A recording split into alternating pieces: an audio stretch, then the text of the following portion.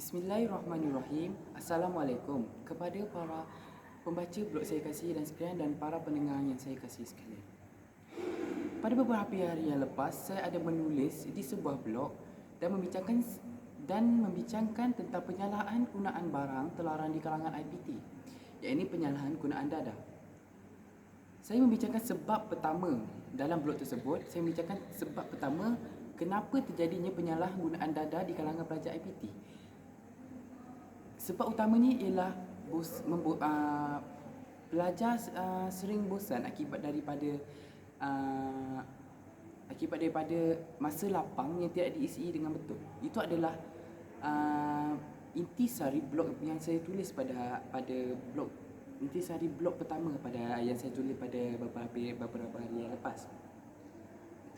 Hari ini saya akan membincangkan topik kedua dalam penyalahgunaan barang terlarang di kalangan pelajar IPT, iaitu atau bukan topik kedua ataupun sebab kedua, iaitu keruntuhan institusi kekeluargaan memberi impak kepada remaja maupun pelajar IPT cenderung untuk mengambil dada. Sebelum saya pergi kepada isi utama ataupun apa yang kita ingin kupaskan pada hari ini, saya akan membincangkan ataupun memberi pandangan dan memberi penjelasan dadah menurut pandangan Islam. Hukum dan larangan pengambilan dadah adalah jelas haram berdasarkan kepada dalil yang dikiaskan kepada arak. Dalam Al-Quran banyak menyebut mengenai pengharaman arak dan dalil pengharaman ini bersandarkan kepada keterangan asas-asas yakni Al-Quran dan Al-Hadis. Kerana ianya termasuk dalam pengertian umum benda-benda yang memabukkan ataupun yang menghayalkan, menghilangkan akal, dan kedua-duanya mempunyai alasan hukum yang sama, iaitu memabukkan atau terdapat keburukan-keburukan dan membawa kebinasaan terhadap individu dan masyarakat. Ini dapat dibayangkan melalui firman Allah Subhanahu Wa Taala dalam surah Al-Baqarah ayat 195 yang bermaksud, dan janganlah kamu sengaja mencampakkan diri kamu ke dalam bahaya kebinasaan. Surah Al-Baqarah ayat 95. Jelaslah tadi dadah menurut pandangan Islam. Saya pergi kepada topik yang saya ingin bincangkan. Menurut Muhammad Yunus Pati, keluarga adalah faktor utama ramai golongan muda kini terlibat dengan dadah, kata Presiden Persatuan Pengasih Malaysia,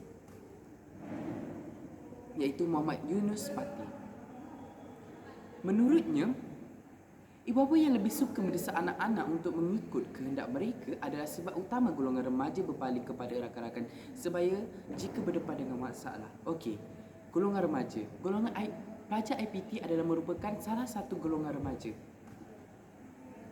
Ramai ibu bapa tidak memberi ruang privasi kepada anak-anak dan seringkali memaksa mereka untuk membuat sesuatu.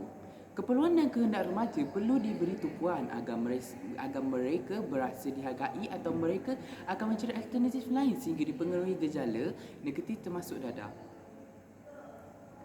Ibu bapa perlu memahami situasi anak-anak dan mengambil tahu masalah yang dihadapi agar mereka dapat membincang mengenainya secara terbuka.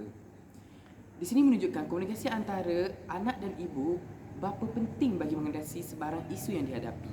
Okey, saya ingin untuk lebih memahamkan para pembaca ataupun para pendengar sekalian. Mengapa institusi keluarga amat penting dalam menangani kenapa keruntuhan institusi keluarga adalah punca terjadinya perkara negatif ini. Jika dalam sesuatu institusi negara, ibu bapa tidak memainkan peranan yang betul kepada anak-anak, anak-anak tersebut akan berasa kurang perhatian, kurang kasih sayang. Jadi mereka menganggap keluarga ini adalah sesuatu yang remeh dan sesuatu yang sia-sia saja, dan mereka akan berpaling tadah dan mereka akan pergi kepada rakan-rakan sebaya mereka. Apabila mereka rakan sebaya mereka, especially kalau rakan sebaya mereka mempunyai nilai negatif, mereka akan mudah terpengaruh. Saya ini mengaitkan dengan pelajar IPT. Pelajar IPT, mereka mempunyai keluarga. Apabila mereka balik, keluarga mereka tidak memberi peranan. Inilah jadinya. Para pendengar sekalian. Lazimnya kebanyakan daripada remaja yang terlibat dengan dadah di rumah pengasing mengadu tidak dapat berbincang masalah secara terbuka dengan ibu bapa mereka.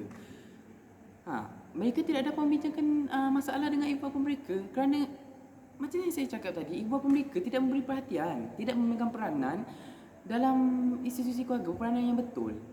Banyak-banyak sekarang, especially di era moden ini, ibu bapa banyak busy, banyak sibuk, tidak memfokuskan kepada anak-anak mereka. Ini adalah punca-puncanya. Jelasnya, tanpa disedari, perbuatan ibu bapa terbabis sebenarnya merosakkan masa depan anak-anak mereka.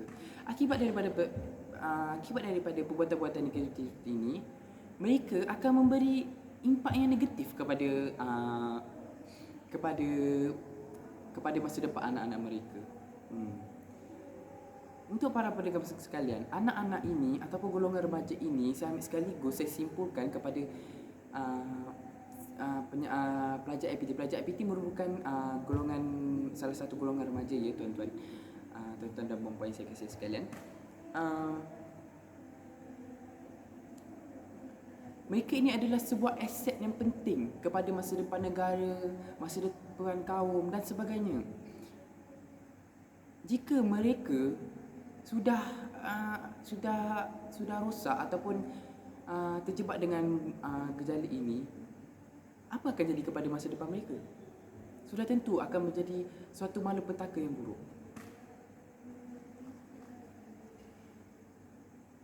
Jelaslah apa yang saya terangkan ini dapat memberi penerangan tentang keruntuhan institusi keluarga memberi impak kepada remaja maupun pelajar IPT cenderung untuk mengambil dadah.